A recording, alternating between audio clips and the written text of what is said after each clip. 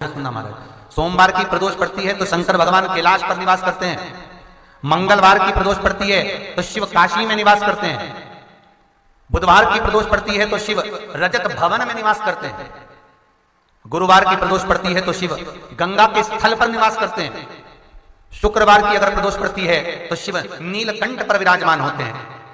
शनिवार की अगर प्रदोष पड़ती है तो शिव शमी के वृक्ष के नीचे रहते हैं। और रविवार की जब प्रदोष पड़ती है तो शिव बेलपत्र के पेड़ के नीचे निवास करते हैं। महाराज, ये एकादशी शंकर से कह रही है कि आपका स्थान ये नहीं कि आप कैलाश पर मिले, उस वार को, उस तिथि के दिन, उस अनुकूल।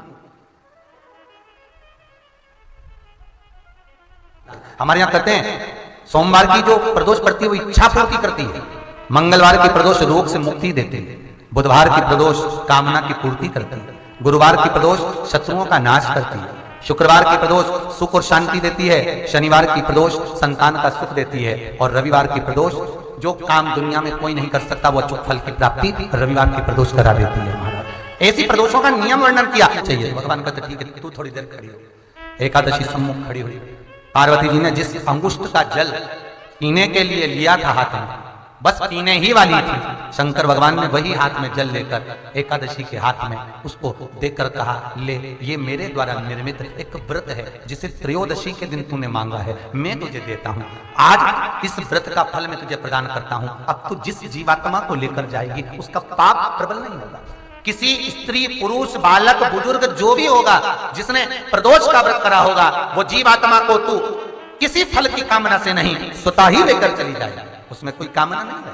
बन सके जीवन में 11 प्रदोष या 26 प्रदोष करने के बाद आप उसका उद्यापन कर विराम भी दे सकते।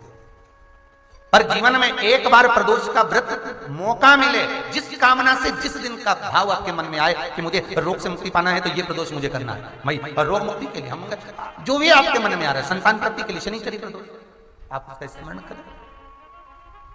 फिर लिखा शिव महापुराण में, बड़ा सुंदर लिखा विद्या जी ने, मान लो आप प्रदोष का व्रत नहीं कर सकते, आप अगर व्रत नहीं कर सकते तो प्रदोष के दिन, प्रदोष काल में शाम का समय, सूर्य अस्त का कुछ पल, कुछ घड़ी के पहले से लेकर बाद तक का प्रदोष काल के अंतर्गत आप शंकर जी के मंदिर में जाकर 1 लोटा पानी, 5 बेलपत्र भी अगर समर्पित करते हैं तो संपूर्ण प्रदोष का फल आपके भाग्य में प्रबल हो जाए।